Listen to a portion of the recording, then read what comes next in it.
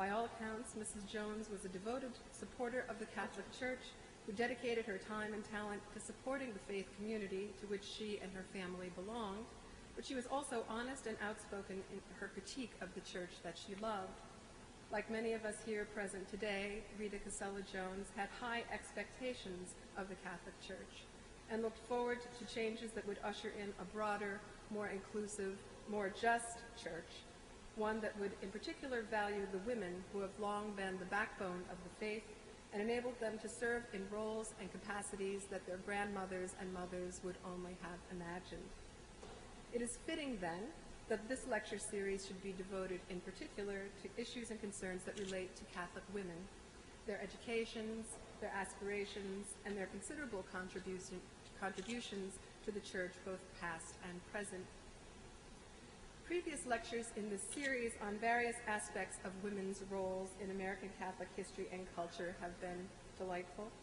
In the inaugural lecture, Professor Julie Pisior of Manhattan College spoke about the Gospel of Dorothy Day and the ways in which the ethos of the Catholic worker and Madonna House movements helped to shape the Church's evolving attitudes towards social justice. In the series' second lecture, Professor Robert Orsi of Harvard Divinity School spoke about the imaginations of Catholic children, shaped largely, of course, by Mother Church, as well as by their biological mothers, thus addressing the largely invisible and often overlooked legacy of women's roles in educating the intellect and the imagination of generations of American Catholics. The third lecture, presented by Professor Mary Johnson, SND of Emmanuel College, Boston, spoke about American women within and without parishes, presenting a sociological portrait of women's participation in the contemporary Catholic Church. Each of these lively, engaging lectures approached this important subject by means of a different discipline and from a unique vantage point: the historical, the theological, and the sociological. Tonight's lecture brings us yet another angle from which to consider the important question of women's roles in contemporary Catholic culture, the fate of women's colleges in American Catholic higher education. It is my pleasure to introduce to you this year's Rita Casella Jones lecturer, Dr. Jeanne Lord, who comes to us from Georgetown University. Dr. Lord currently serves as Associate Vice President for Student Affairs, a role that has become increasingly important on university campuses as they seek to create conditions that are favorable to what we call student life, the essential foundation upon which our students' academic, practical, and spiritual education is based. In her capacity as Vice President of Student Affairs, Dr. Lord has overseen a host of initiatives that intersect with her students' experiences in the classroom. These involve student activities and organizations, conditions of residential life, and engagement of questions concerning the university's Jesuit and Catholic identity. For 9 years, she has served on the steering committee for Georgetown's annual Jesuit Heritage Week. She has participated in an immersion experience working with Jesuit institutions in Kenya, and she is one of the founding members of the Ignatian Companions Program, sponsored by the Association of Jesuit Colleges and Universities. Dr. Lord holds the degrees of Juris Doctor from the Catholic University of America and Doctor of Education from the University of Pennsylvania, as well as being a registered nurse. She recently completed her dissertation at Penn, in which she traces the evolution of Trinity College of the District of Columbia, the first degree-granting Catholic women's college in the United States. Her lecture this evening will explore the dynamic relationship between historic mission and the need for change dictated by the expectations of contemporary students and market demands, a timely topic indeed, as the implications of such a study are relevant for all Catholic institutions of higher learning in the current era. Her lecture is entitled Historic Mission versus Transformative Change in a Catholic Women's College, Reflections from Trinity College in the District of Columbia. Please join me in welcoming Dr. Jeanne Lord.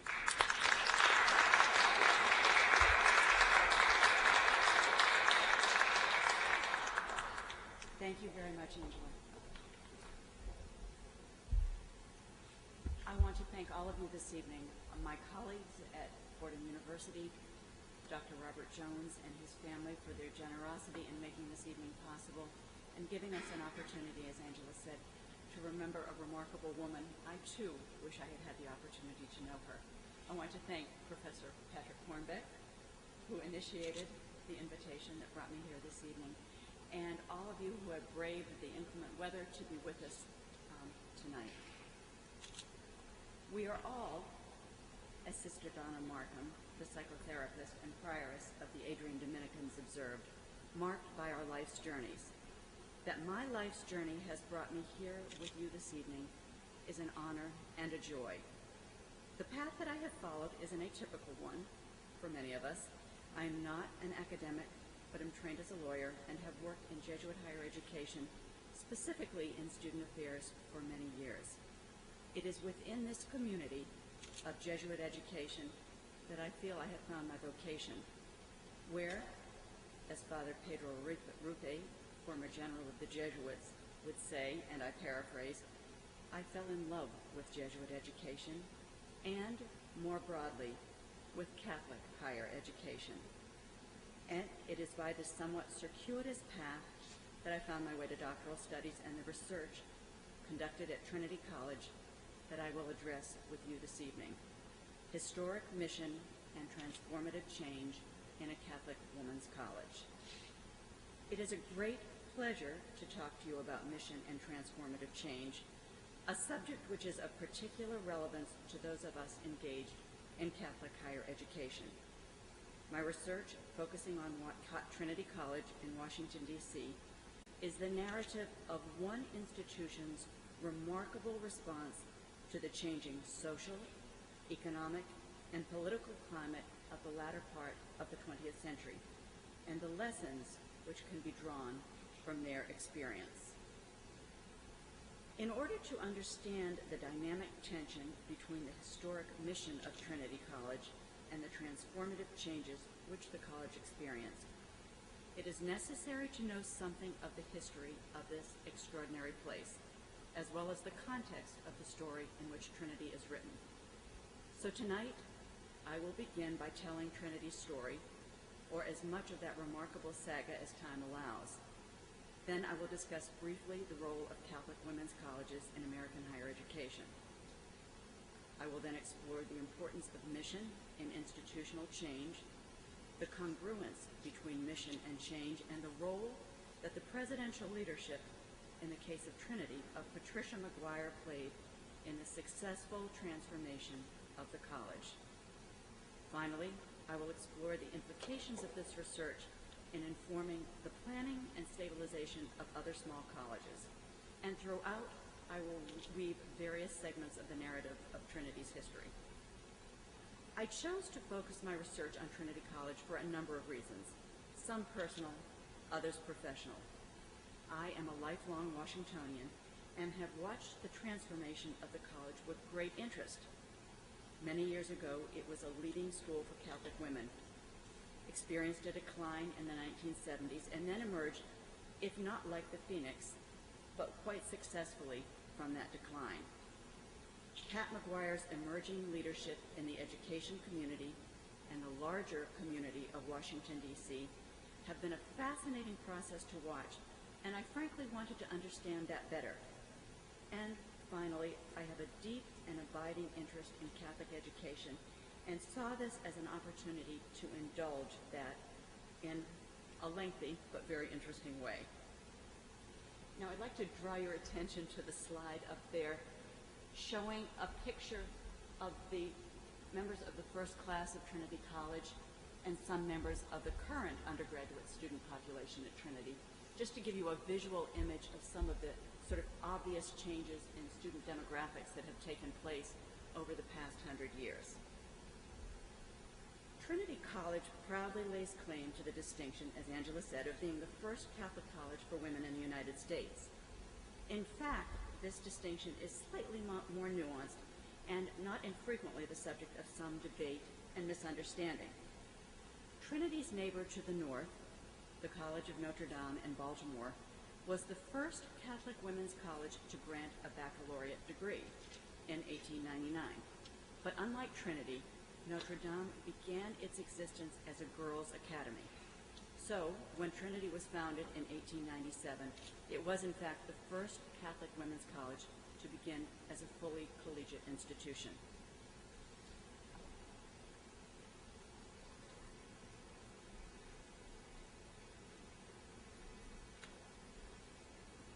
May I ask for some assistance? Oh, thank you. That's the key. Thank you very much. We begin in the words of Elsie Parsons, a member of Trinity's first class, on Saturday, November 3rd, 1897, when amidst a depressing downpour of rain, 4 students and 1 sister wended their muddy way toward the yet as uncompleted main hall. Who of us, I wonder, witnessing the opening of Trinity, would have dared to prophesy the future? Who, in fact, witnessing this inauspicious beginning, would have dared to imagine a future in which 2 Trinity alumni, Speaker of the House Nancy Pelosi and Secretary-designate of Health and Human Services Kathleen Sebelius, would today hold 2 of the most powerful posts in the United States government? Perhaps the founding sisters, themselves women of extraordinary vision, energy, and commitment. Trinity College was founded by the Sisters of Notre Dame de Namur. The sisters are a religious congregation of women first brought together by Sister Julie Billard in 1804 in Amiens, France, whose founding mission was to educate the poor in the period following the French Revolution. And the sisters were committed to going to serve wherever they found need, a commitment which augured well for the Catholic girls and women in 19th century America. The Sisters of Notre Dame came to the United States in the mid-19th century to continue their apostolate of educating the underserved. And in light of their history, it is not surprising that it was they who, in the words of Sister Julia McGorty, seized the moment to begin a college for Catholic women in the nation's capital. 2 women, 2 members of the congregation, led this effort. Sister Julia, Irish-born, described as wise and gentle, but firm in decision, and Sister Mary Euphrasia, the daughter of an affluent family from Richmond, Virginia, who was, they said, connected to the small world of the Washington elite, or as one wag said later on, if she had lived today, she would have been the head of the development branch of the university. Sister Julia and Sister Mary Euphrasia received critical support in their venture from James Cardinal Gibbons, who was then chair of the board of Catholic University, only a short distance from the site proposed for the new women's college. In Cardinal Gibbons' letter to Sister Julia, he expressed his support for Trinity. And that obviously is Sister Julia and Cardinal Gibbons on the other side. I hereby give my endorsement, approval, and blessing to your noble work, and pray that it may succeed beyond your most sanguine expectations. Such an institution will offer educational advantage to our young women that cannot be found elsewhere in the country, and will relieve the university, Catholic University of course, authority of the embarrassment of refusing women admission, many of whom have already applied. It will be a light and a protection in faith and morals while pursuing the highest branches of knowledge. Gibbons' words underscored the Church's concern that Catholic women have academic opportunities equal to those offered at the most prestigious secular institutions, and made reference to Catholic University's rejection of female applicants at that point. What was left unsaid was the fact that some of these women, realizing the futility of applying to Catholic University, turned to secular or Protestant colleges where some were, in the vernacular of the time, lost to the faith. Within just a few years, 10 schools had joined Trinity in the ranks of Catholic women's schools. In their seminal text, Catholic Women's Colleges in America, Tracy Shear and Cynthia Russett note that nothing did more to advance the cause of Catholic higher education than the number of Catholic women studying in non-Catholic colleges and universities. Interestingly, Catholic women's colleges have played a significant role in American education, yet have received relatively little scholarly attention. Again, Russett and Shear described the literature of these institutions as a closed book.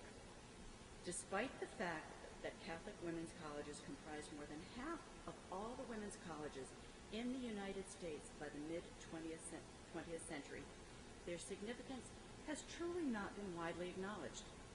Even women religious themselves, who for centuries have figured among the most gifted and prolific of women scholars, were largely ignored by the historians of the time.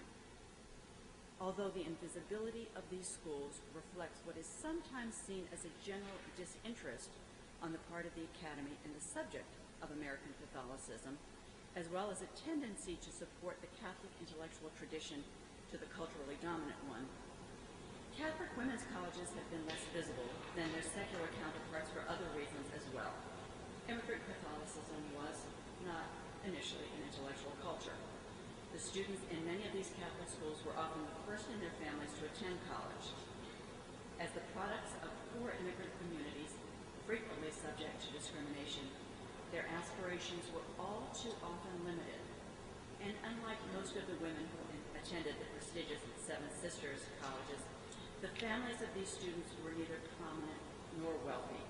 As a consequence, their aspirations were limited. A few Catholic colleges did, however, provide an education for the affluent that rivaled that of a Bryn Mawr or a Wellesley.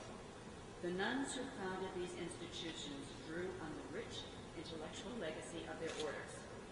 In addition, they infused scholarship with a charism, with the mission and the values of their religious communities, and did so with a strength and independence rarely seen among women in the early part of the 20th century.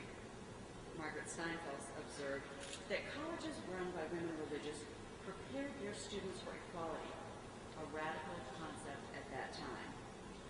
And Rosemary Ruther and Eleanor McLaughlin observed that Catholic nuns, though they belonged to an extremely patriarchal church whose hierarchy defined female roles according to medieval notions that women were incapable of logical thought, were in many ways the most liberated women in 19th century America. When the College of Notre Dame made the transition from Girls Academy to college in 1897, and Trinity opened its doors to its first class in 1897, that was Trinity, their Protestant counterparts were already well established. Nonetheless, the numbers of Catholic colleges grew quickly. And by 1905, there were 10 Catholic women's colleges in the United States, as I noted before, and in 1968, their number exceeded the total number of Catholic men's colleges and non-Catholic women's colleges combined. Three factors combine to explain this remarkable phenomenon: need, consensus, and legacy. By the end of the 19th century, a robust Catholic middle class had emerged, with the interest and resources to send their daughters to college. By the time Trinity was founded, both conservative and more liberal Catholics alike agreed on the wisdom of establishing women's colleges, albeit for very different reasons. The more liberal segment of this population recognized the opportunity for intellectual and social engagement these colleges would provide, while their more conservative brethren saw them as a means of maintaining the integrity of the Catholic community and, not incidentally, a refuge from the dangers posed by the Protestant and secular institutions. Finally, the development of these schools owed a great debt to the legacy of the women religious who for centuries had distinguished themselves as scholars and educators. Hildegard, Catherine of Siena, Teresa of Avila, themselves extraordinary scholars, and their communities had educated generations of daughters of the European nobility. Their 19th century counterparts in the United States carried on this legacy, first in the girls' academies, later in the colleges. As University of Notre Dame Professor Austin O'Malley observed many years ago, and presumably without irony, the church has been crowned with learned women who were in no way injured by their wisdom.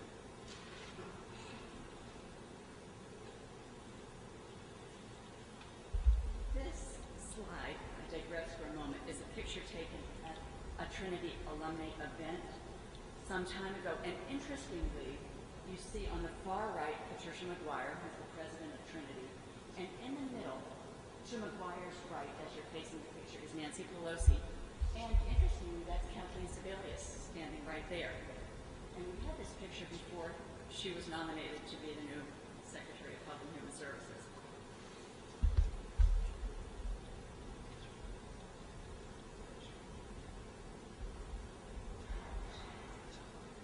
The strengths of these institutions that we're discussing was rooted, of course, in scholarship, but mission, the transmission of values reflective of the founding congregations, played a critical role in their success.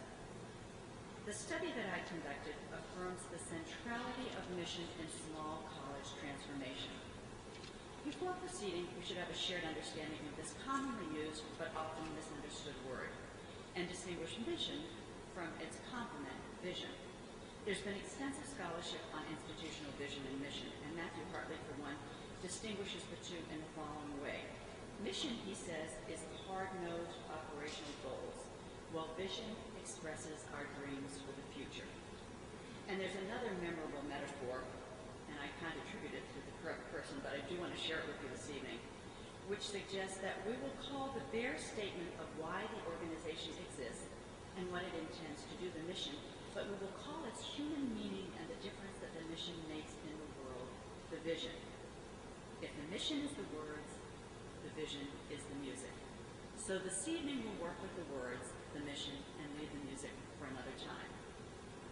My research addressed two questions. First, how does mission affect change, and how is it implicated in the transformation of Trinity College? And second, what was the role of the presidency and the presidential leadership style of Patricia McGuire in making this transformation possible? Mission drift or ambiguity about institutional goals can lead to crises of identity, ineffective use of resources, and ineffective strategic choices. Conversely, clearly defined institutional mission can be the rallying point used to move the institution forward. A clearly articulated mission statement is a touchstone. It helps to identify institutional priorities and imbues the campus with a common purpose. In the case of Trinity College, mission was a central element of both the need for change and the process of transformation, providing an organizational framework for strategic decision-making. Trinity's commitment to women's education provides the raison d'etre for the undergraduate women's college that remains at the organizational core. My research suggests that mission and institutional change reinforce each other when change is congruent with the fundamental historic mission of the institution. Mission animates change. We see that at Trinity in a multiplicity of ways, as when President McGuire asks, how will this activity or that advance the mission strategically? Strategic priorities are always connected at Trinity back to the mission. Let me give you an example here. In Washington, the city is divided into quadrants and wards, and there is one ward which is what we would call east of the river, east of the Anacostia River. And there has never been a degree-granting institution east of the river. At one point, the University of the District of Columbia attempted to establish a campus over there unsuccessfully. Pat McGuire saw the need, worked with community members east of the river, and now Trinity has an associate degree granting branch of their campus in Anacostia, which is, if you know anything about Washington, D.C., is a tremendous success, a tremendous benefit to the community, and she's done it in such a way that she has made members of the community partners in this remarkable endeavor. Mission at Trinity informs and reinforces strategic decisions that compel change at the same time that the institutional change reinforces the mission. So with this just example that we just discussed, the institutional change, the establishment of this campus in Anacostia, reinforces and strengthens and reinvigorates the historic mission of Trinity and the sisters to educate the underserved. As we will see, this premise will be tested at Trinity in the final decades of the 20th century.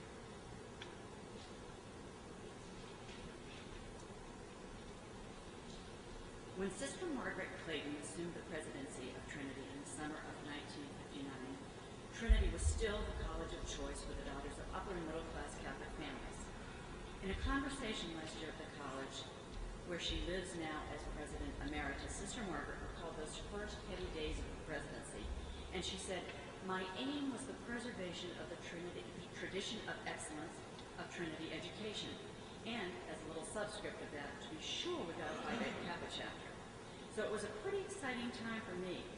And finally, Trinity was asked if we wanted to join the Seven Sisters in forming the Women's College Coalition, a real feather in the cap of Trinity and Sister Margaret. Margaret Clayton's tenure spanned 16 years, years of extraordinary highs and lows in the life of the college. She arrived at Trinity at a time of expansive enrollment and ambition. During her presidency, a new library and increased the endowment. Capital projects in the early years included, in addition to the library, and a residence hall, an art museum addition, and a gymnasium. She recalled ruefully that the class of 1969 was the largest we'd ever had. I can't remember the exact numbers, but it was close to 300, and we were bulging at the seams and just couldn't take another person. Her challenge, she recalled, was how do we build larger facilities to take care of the number of applications we're getting? And they, the applicants, were like number 1 and number 2 in their high school classes. And it was all so much fun. Anticipating continued growth in enrollment, the Trinity Board purchased a tract of land across Michigan Avenue, planning to build a residence hall and a student union. However, shortly after admitting a record number of students, Trinity had to acknowledge what its sister schools, both Catholic and secular, were themselves recognizing. A trifecta of dramatic change was irrevocably altering the academic landscape for these schools. The advent of significant coeducation, a decline in the number of women religious, which followed Vatican II, and the social upheaval and student unrest of the Vietnam era all combined to cause an exodus of women students to previously single-sex men's school. It's difficult to gauge which of these forces had the most profound impact, and perhaps unimportant. It was the perfect storm. In retrospect, it's clear that at the same time enrollment was increasing and the board was planning to acquire land and construct new buildings, a parallel process was taking place. The campus culture, reflecting the larger culture, was changing and changing dramatically. Social and political issues dominated the campus. The October 1970 issue of the campus newspaper, the Trinity Times, urged students to participate in a citywide moratorium against the Vietnam War, and shortly afterward featured a front-page article entitled, "Why is it that the pill is so hard for the Vatican to swallow?"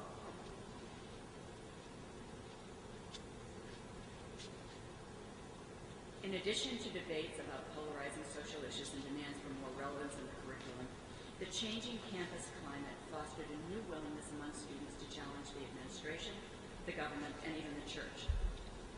In addition, as I mentioned, Catholic colleges in particular, the effect of Vatican II was swift and profound. Many of the women religious who had staffed these schools as administrators and faculty left their religious communities, and fewer women entered, depriving the colleges of a ready pool of scholars and administrators. Morey explained it thus: the group of religious women who had once permeated the colleges they had founded as teachers, administrators, role models, and leaders started to disappear at the same time the colleges were faced with their own upheavals. At Trinity, there were 43 Sisters of Notre Dame in residence at the inception of Sister Margaret's presidency, and when she left office in 1975, only 20 sisters remained. In addition, federal legislation had a profound impact on higher education. The passage of Title IX prohibiting federal funding for institutions that discriminated in admissions, for example, had a consequence. As a consequence, coeducation became a fact of life in previously all-male institutions. The significance of the forces buffeting higher education in the late 60s and early 70s and Catholic women's education have been widely addressed, and particularly well by a number of people, including Philip Gleason, who wrote that the coming together of the racial crisis, bitter internal divisions over Vietnam, campus upheavals, and political radicalism associated with the New Left made the 1960s an epoch of revolutionary change for all Americans. Now at Trinity, because enrollment had been projected to reach 1,200 students in the 1970 through 71 academic year, additional faculty had been hired. Instead, in the face of the dramatic drop in enrollment, 25% of faculty positions positions were eliminated at that time. Faculty salaries were frozen. There was a variety of reactions from the faculty. One member of the English department was relatively philosophical, acknowledging that her termination came as no surprise, while another in the theology department criticized Sister Margaret directly, saying, "The lady is running scared." And in fact, she had every reason to be. The confluence of forces had clearly taken a toll on the leadership and morale of the campus. You can hear both the pride in her accomplishments as well as the palpable exhaustion in her voice when Sister Margaret acknowledged that Vatican II came and changed so much. We had riots and protests, and then the colleges went co-ed. Sister Margaret resigned in 1975. The next 10 years saw 6 presidents in quick succession.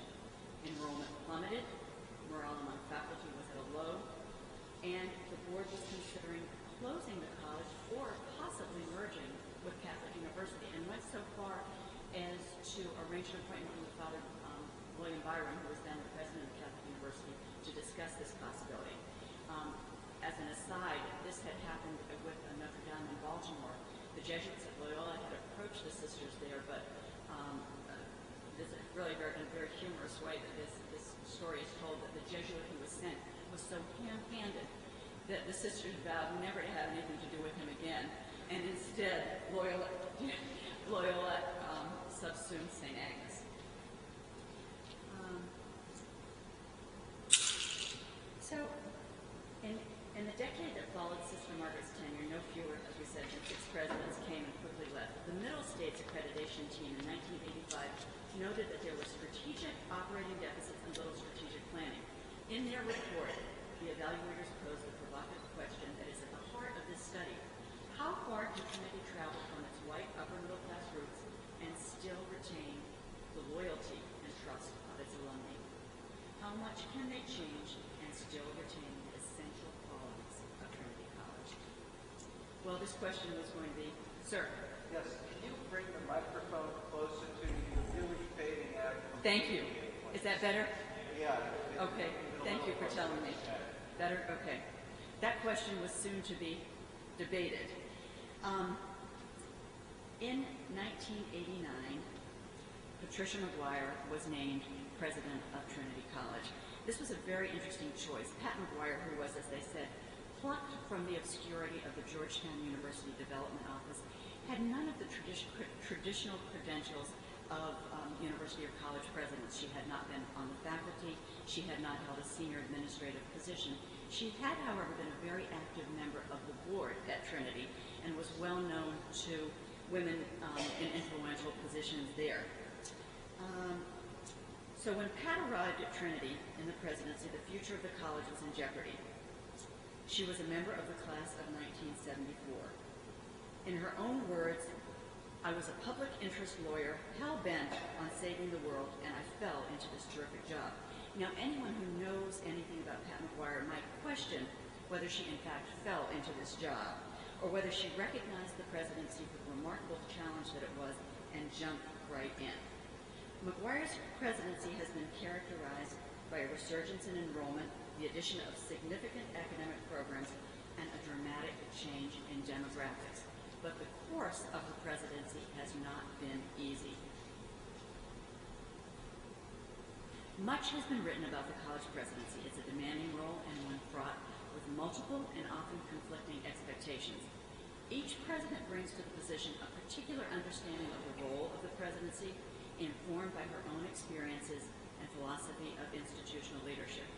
These understandings and beliefs guide the president as she charts the course of her presidency.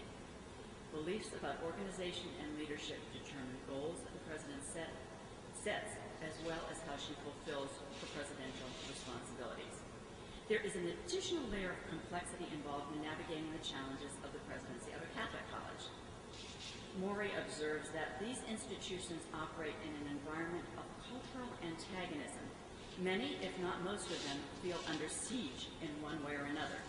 This tension, of course, reaches the president, who is charged with meeting financial and academic challenges endemic to all institutions of higher education, while at the same time interpreting and sustaining a cultural identity which frequently finds itself in the midst of conflict. and polarization. Unlike her counterpart in a secular institution, the lay president of a Catholic school must also define her role in relation to the Church. This poses significant challenges. The Catholic Church is strongly hierarchical and has little experience with women in defined positions of authority. Establishing an identity and gaining the confidence of disparate internal and external constituencies is fundamental to the president's success.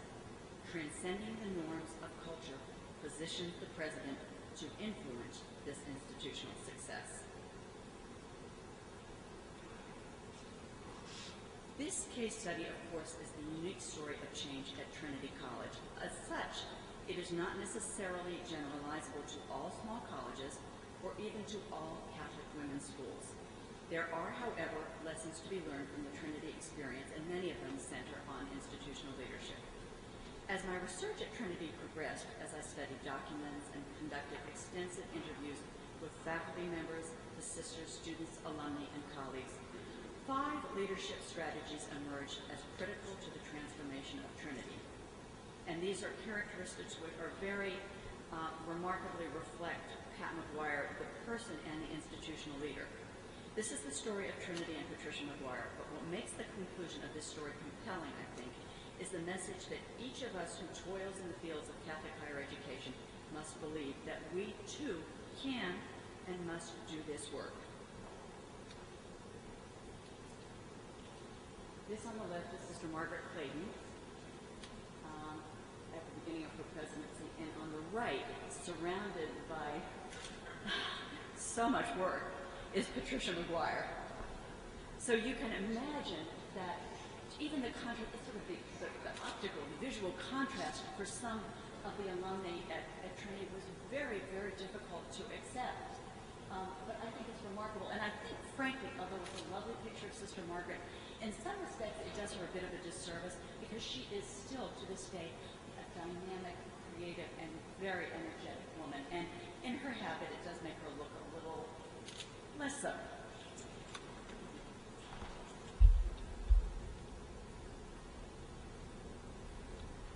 So now I'm going to discuss briefly the 5 characteristics that characterize Patricia McGuire's successful leadership at Trinity. Can you still hear me all right? Great.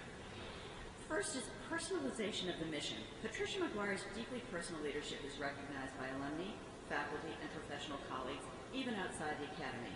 An administrator of a consortium of women's colleges whom I interviewed said, it's not just the work she does on campus, she's always out in the community. She's the face of community, of Trinity, and she doesn't carry the trappings of the presidency. President McGuire herself acknowledged that engagement is my work, and because we're a small institution, I'm able to be in touch with the campus community almost every day that I'm here. McGuire's accessibility to students is legendary. Her office opens onto the marble-covered entrance of Main Hall, and when she's on campus, it's not uncommon that her door is open, and students and staff and faculty do wander in. Her speeches are deeply personal, rooted in her experience as a student at Trinity, her identity as an alumna, and her almost visceral connection to the school. She acknowledges that she's energized by interaction with students and relishes the opportunity to be the first person to welcome them to campus each year. A recent graduate recalls her introduction to the college, and she says, I was inspired that the college was being run by a Trinity graduate. And Pat's persona, well, I remember her being a role model from the moment I saw her when she introduced herself to our class. When she meets a class for the first time and gives this empowering speech about, congratulations, you've started this wonderful journey, there's just this automatic connection. And my feeling was, this is the right person to lead my school. There's an intimacy to McGuire's leadership. The narrative of her presidency is rich with examples of her very personal connection to the college and to alumni and its mission. Alumni recall her artful use of the markers of the academic year to transmit the school's history and values, whether she's welcoming new students at convocation, addressing them on Founders Day, or bidding them farewell at commencement, where in 2006 she reminded graduates of the mission that had informed their education, saying, the Sisters of Notre Dame founded Trinity for you, but not so you will become comfortable with your status as privileged graduates. They did this for you so that you will do the same for others. McGuire appears to carry the mission with her at all times. As an alumna recalled, one time I was talking to her about mission, and I remember her response was, "It's not my mission, it's my ministry." She leads by example. In her own life, in her commitment to Trinity and its mission, she models the behaviors she hopes that Trinity will transmit to its students: courage, loyalty, intellectual curiosity, and advocacy for the less fortunate, the same values of the founding sisters. Although her open and sometimes self-effacing manner belies her power, she is the role model of a very strong and influential woman. By herself living the mission of Trinity and personalizing it for others, McGuire has empowered the diverse members of the campus community to see themselves as mission-driven change agents and has effected transformative change congruent with the historic mission of the college. The next characteristic is consistent and constant communication. And if there was ever a communicator, it's Pat McGuire. Communication is one of her greatest strengths, a hallmark of her administration. She is a tireless advocate for Trinity and for her vision of its future. She seizes every, and literally every opportunity, and uses every medium to communicate her respect for Trinity's mission and her commitment to its future, whether in speeches, journal articles, the alumni newsletter, congressional testimony, or more recently, her own blog. And I have to say, I think that's a really courageous act for a president to have a blog. I mean, she's on that daily, and she really answers people's questions. McGuire has a bully pulpit, and she uses it to preach the mission at every opportunity. When addressing the poverty and racism that informs the lives of many of her students, she is the prophetic preacher saying, "We shouldn't be too surprised that in this very same city, where power and money do business every day, more than a third of our resident adults cannot read." I've witnessed the sociological truths of American educational consumers during my nearly 2 decades as Trinity's president. As low-income Black and Hispanic women from D.C. sought the benefits of a Trinity education, middle-class white women declined in number. In the tradition of the Sisters of Notre Dame, forged in the days following the French Revolution, McGuire is unafraid to attach the realities of Trinity students to larger sociological and political concerns, and to hold politicians accountable. At every opportunity, she communicates the success of Trinity, drawing on mission, purpose, and identity. Third characteristic is the crafting of partnerships. Patricia McGuire has led Trinity through the complex process of change through carefully selected and painstakingly crafted partnerships. It's noteworthy that McGuire's ascendancy in Washington has mirrored the rise of Trinity's profile. Neither has been easy. Washington is in many ways a paradox. It's both a small town, its culture still colored by its southern antecedents, and those of us who have lived our lives in the city can certainly attest to that, and a world stage home to powerful national and international figures. In the nearly 2 decades of her presidency, McGuire has mastered this dynamic beautifully. Widely admired, she is described only half in jest as a force of nature. Her energy and commitment are legendary and have propelled her to center stage, as well as to the poorest neighborhoods in the capital city. According to a colleague, that's the story of Pat McGuire and Trinity.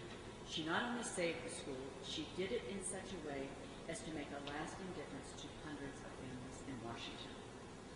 McGuire has served on a seemingly endless number of boards and panels, received countless honors, and she acknowledges the benefits of these relationships, saying, "I have a wide range of engagements that help me promote Trinity in many places.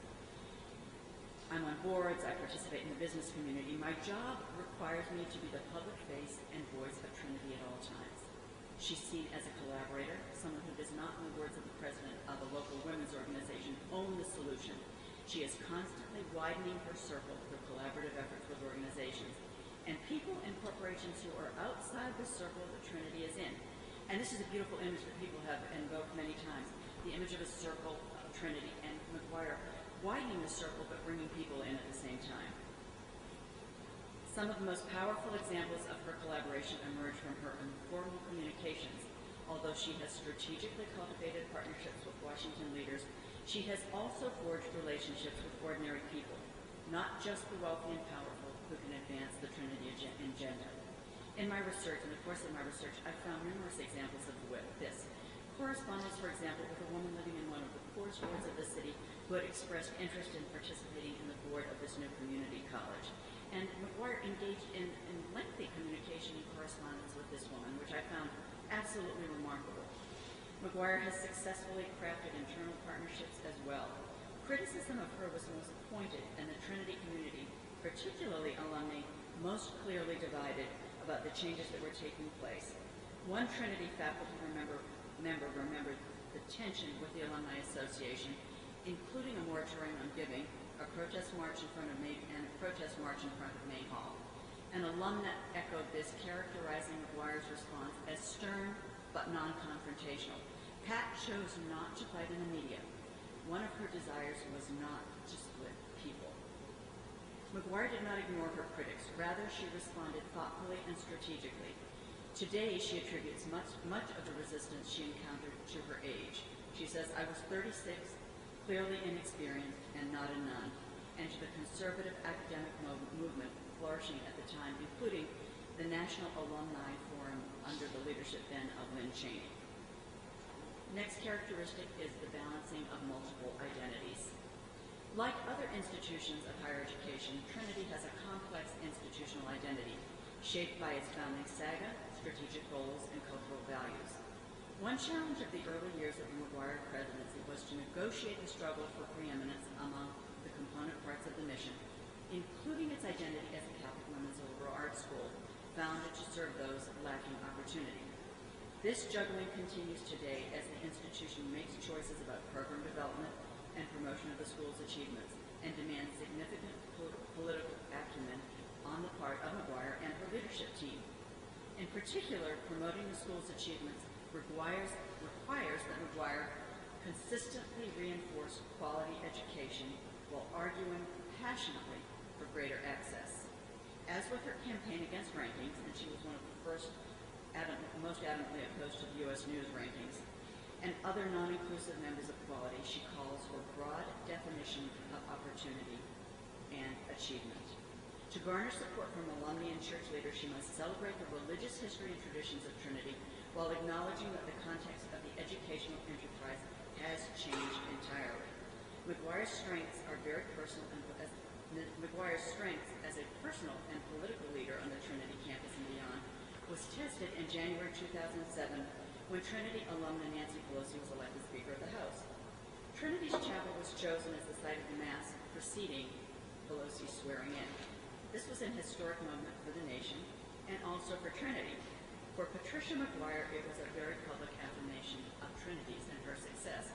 It was also predictably a moment complicated by the complex intersection of church and state in the nation's capital.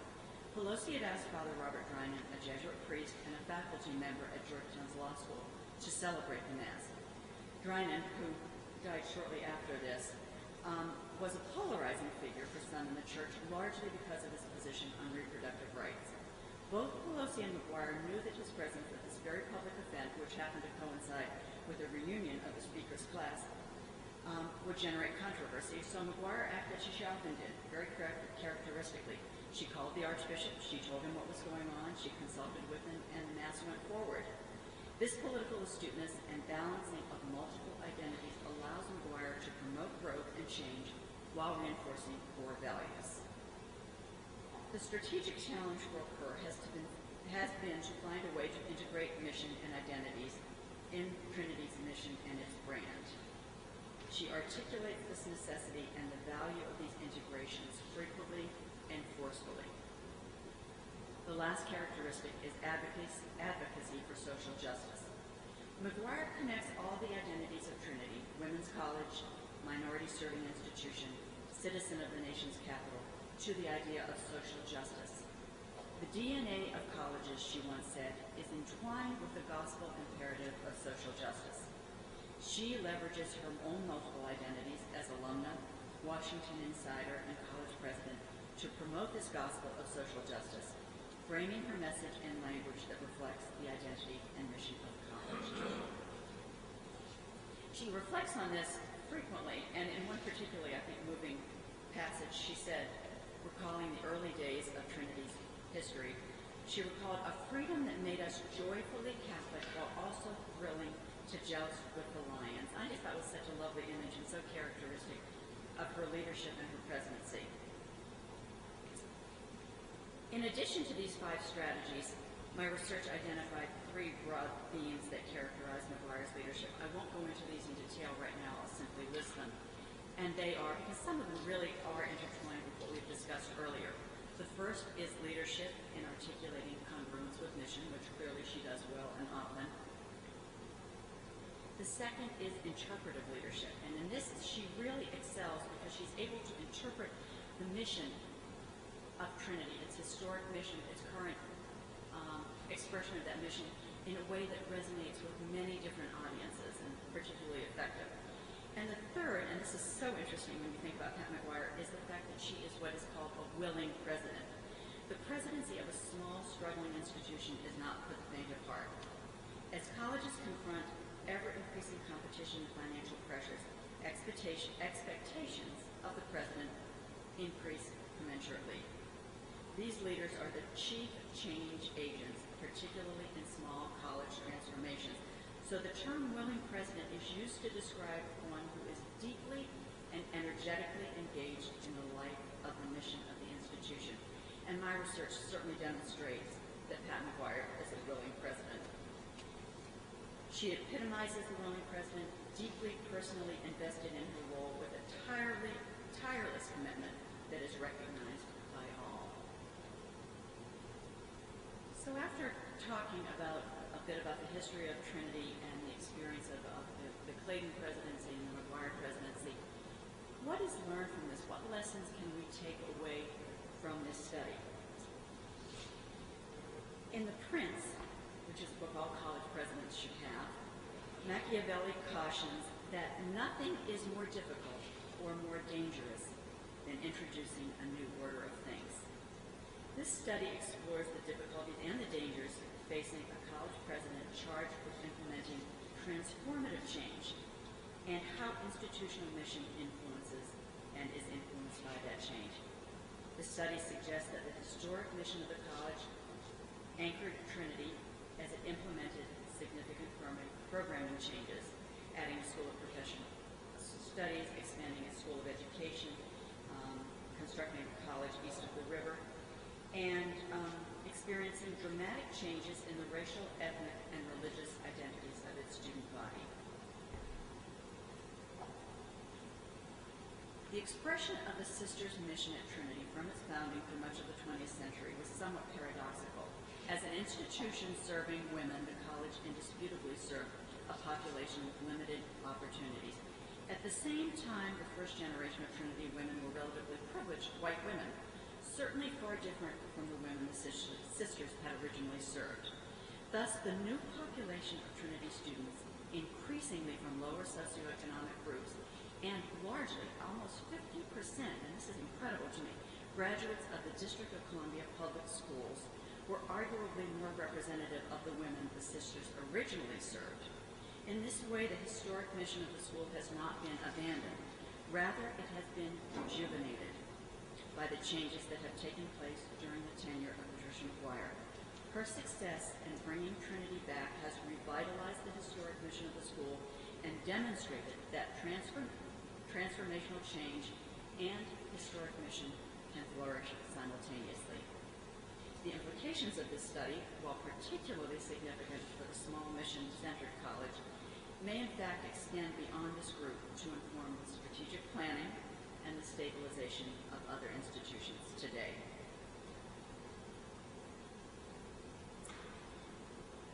So I end by asking what lessons have been learned from this research. What are the implications of Trinity's experience for other institutions, speaking specifically? The first I would say is that I hope it encourages scholarship on Catholic women's colleges. They are, Schreier and Russett again, the stories of female initiative on a grand scale, and as such are deserving of further study. Second, recognizing that the leadership of historically Catholic colleges will increasingly be in the hands of lay women and men, what are the implications for the way in which mission is transmitted, interpreted, and lived out? And I think of my own institution as where we have Ignatian colleagues, emergent experiences, participation in the 19th annotation for the lay leadership of the university. That's one way in which the mission and values are transmitted to those who didn't experience this in religious formation. 3, small colleges are a great American success story. Paradoxically, their very strengths are often the source of their greatest vulnerability. Their singular focus on undergraduate education, small class size, and in some cases selectivity, leave them unprotected in a changing market. Struggling colleges, and aren't we all to some extent today, but particularly small urban schools can learn much from Trinity's entrepreneurial example. Finally, and this is a timely question, I think, or will be soon at Trinity, how is institutional progress sustained when success is so closely identified with one president? Trinity is a remarkable story of success, but with such a strong and directive president, what happens next? What plans are made for succession? And this, too, is a question that can be raised in our Jesuit schools. How does succession planning occur, and how is the next generation of leadership nurtured? That seems to me to be an open question at Trinity.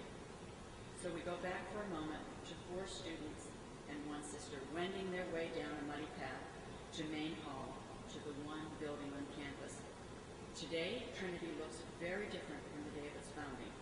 It is, of course, larger, more integrated with the surrounding and global communities, and significantly and richly more diverse in terms of students and program offerings. 100 years ago, Trinity offered the opportunity for higher education to the daughters of the emerging Catholic middle class. Today, it offers that same opportunity for another deserving group of young women. Emerson once spoke of 2 parties in the world, the party of memory and the party of hope. This research suggests to me that it is possible to marry the 2, and that Trinity College has done that. And it has been my privilege to have participated in this very small way in the story of this remarkable institution. Thank you very much. Agreed to take questions that any of you may have, and also we have an audience that's watching the webcast right now, and those of you who may be watching are certainly welcome to email us at cacs@fordham.edu. We actually have students who are sitting at their computers to take any questions that you might have.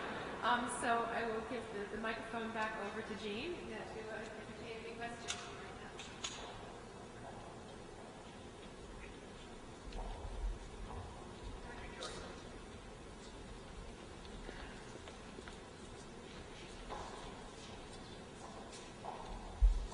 Dr. Lord, it's a pleasure listening to you talk about, especially in this environment, talk about the research at Trinity College. But I wonder if you could talk a little bit about the faith-based connection or affiliation of the current student population at Trinity College, and what the challenges are for that population in terms of the Catholic education offered at Trinity today. Thank you. In terms of the challenges, there are many challenges that these young women face when they enter Trinity. And did you talk specifically about the Catholic? Okay. Well, I'd like to start by saying that I mentioned earlier that almost 50% of the entering class at Trinity last year graduates of District of Columbia Public Schools, and many of you probably know that the district schools have been historically underfunded and poorly run, not to mince words.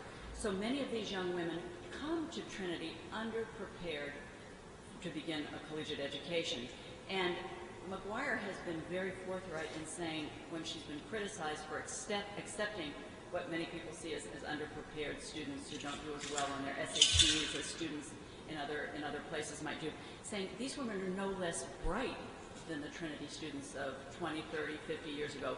They just haven't had the same advantages. So what she does, and this is part of, I think, the Catholic and Sisters of Notre Dame mission and history and identity, is she has reached out to them and made sure that they have the opportunities and the resources when they come to Trinity, so that within about a year, she says, these women are up to the same level of performance as women who enter with superior education.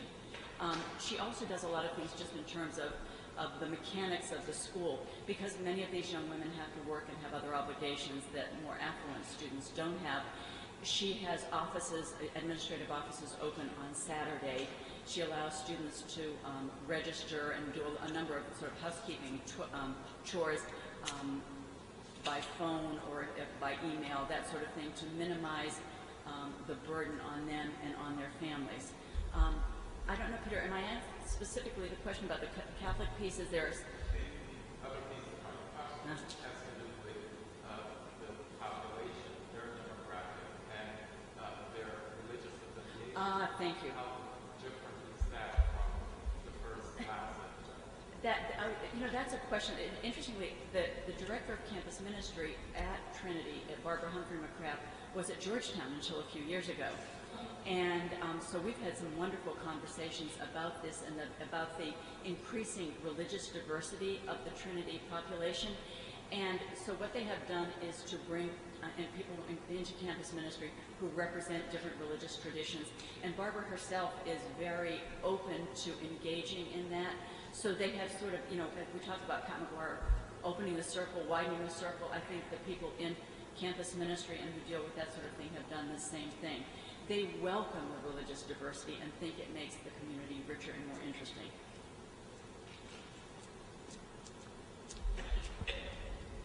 I appreciated your talk. I was on the campus ministry staff from 1985 to 92, and also taught in the history department there.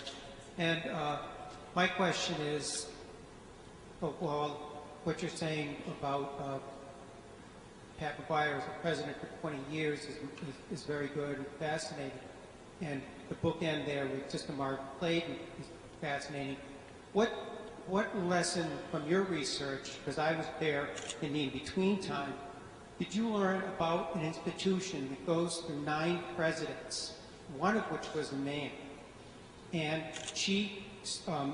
Pat McGuire came in right after that. So when an institution goes through struggling times with leadership change, what type of leadership change does take place in times of struggle?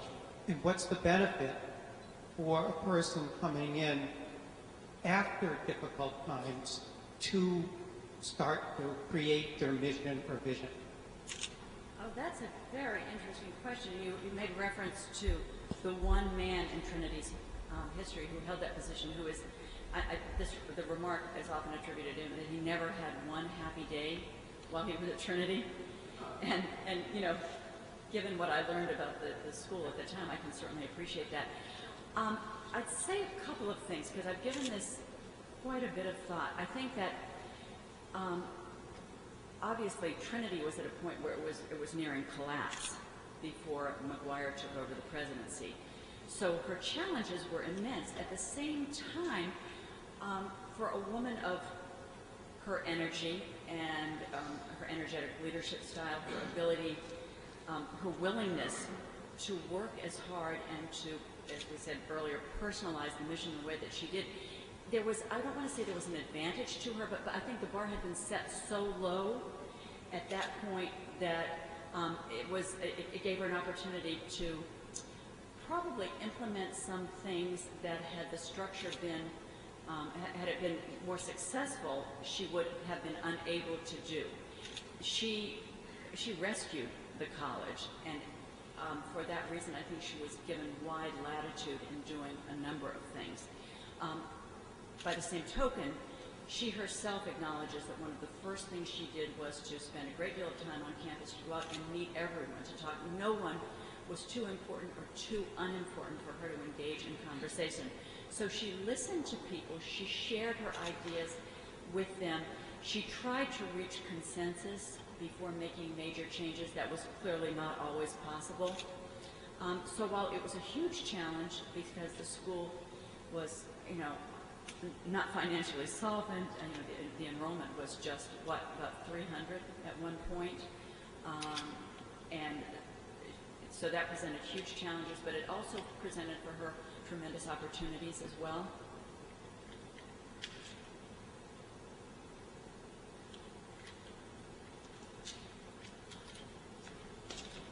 Thank you very much. This was fascinating. Your graph up there, which I'm not sure if you know is up there, but it raised the question. Thank you. For me, I mean, you mentioned the turning away of Pat McGuire from sort of the beauty contest world of college rankings. It raised the question for me, sort of, how does what are the markers, what are the standards that she uses for the community in its own self-reporting to quantify excellence? I think she'd say a couple of things about that. I think some of are sort of more universal markers, and others are some that are very specific to Trinity.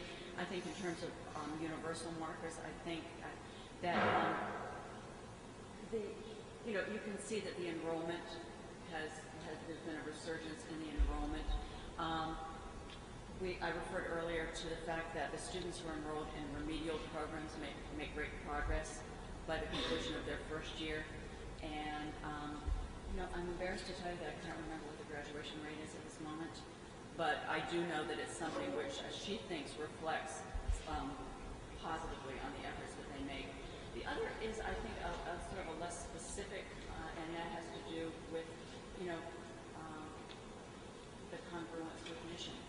She would say that even if her students don't come in with stellar SATs, even if they need tremendous remedial help and support, they graduate and they go on to live rich and productive lives. And my research interviewing many of the alumni who have graduated from Trinity in the last 10 or 15 years would confirm that. I can remember one woman who was working some government agency in the district who said to me, Pat McGuire and Trinity didn't just change my life, they changed my daughter's life, and they will change my granddaughter's life.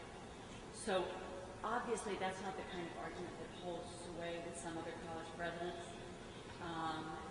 And clearly Pat's criticism of the U.S. News rankings is both, I think, factually founded and also a little bit self-serving. But I think that most people who, I'm convinced that it's worked pretty well. Does that answer your question? Yeah, I'm curious now how the institution talks about accomplishment. What is accomplishment? Reports out, reports to the board of trustees. What are the things that it's telling them year by year? This is why it's working. Right. Well, one thing that she talks about in a current letter that she sent out to the community, she talks about their financial standing. She said that because they have a history from, as women's religious congregations of being good stewards and frugal with resources, and they don't have a large endowment, that they are in better stead than many other comparable institutions right now because they know how to manage what they have well. So.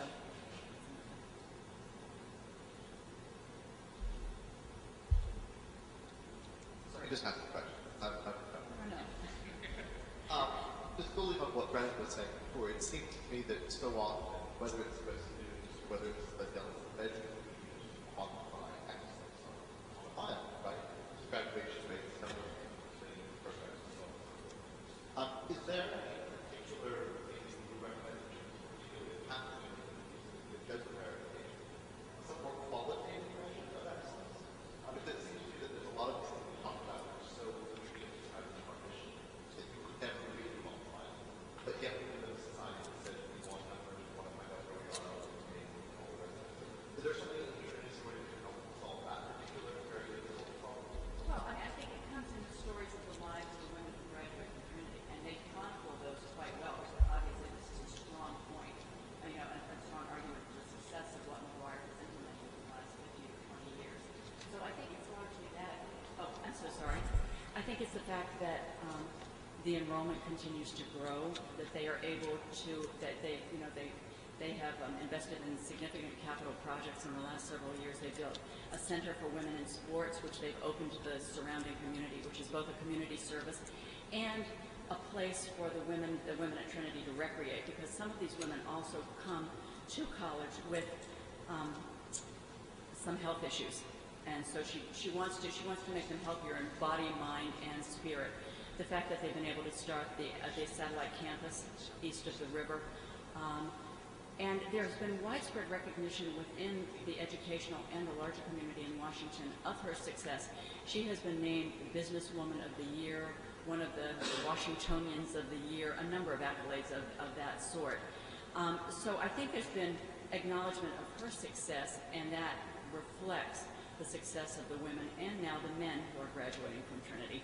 She's recently started a nursing program. I think it's 2 years old at this point. It's the second most popular major. And she's so, as I said earlier, so entrepreneurial that she recognized that right down the street is the Washington Hospital Center. And so the Hospital Center and Trinity collaborate on this new program, which provides a popular major because, as we all know, careers in the health field are among the few right now that are not being affected by the economic downturn. So she provides that kind of opportunity. Women leave Trinity and they can earn a living.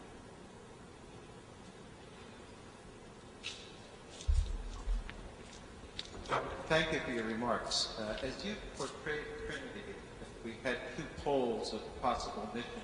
The choice that Trinity has made is a mission of service. Given the demographics, it also suggests that they do not have a lot of financial resources coming in.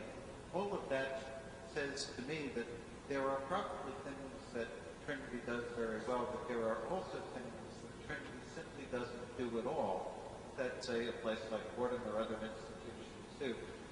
I'm wondering what you see as the things that they are not doing and what the costs to students, to society, to whomever, are of say, the holes of the omissions.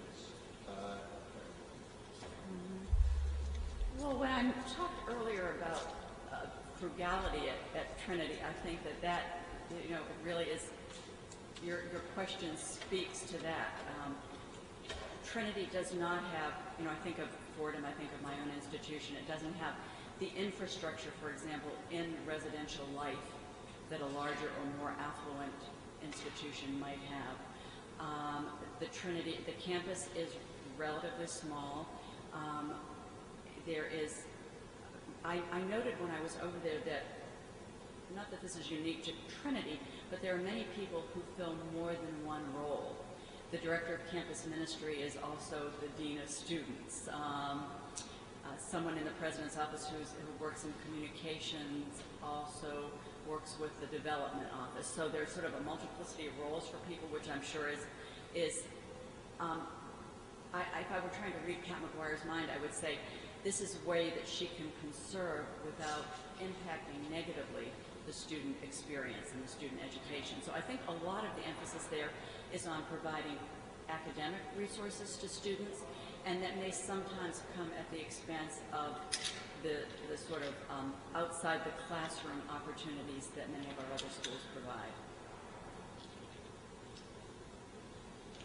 Sir? Yeah. She's been president now, what, 16 years? Almost 20 this year. Okay, so there are a significant number of alumni who've had Pat McGuire experience. That's right.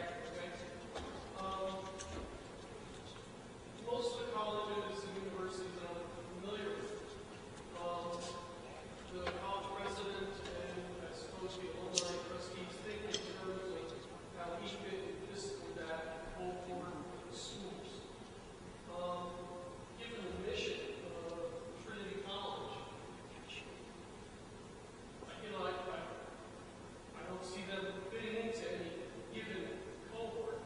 And I'm curious if you've had any interaction with the alumni now, particularly the ones from 18, 19, 20 years ago, what their idea of the direction of college should be.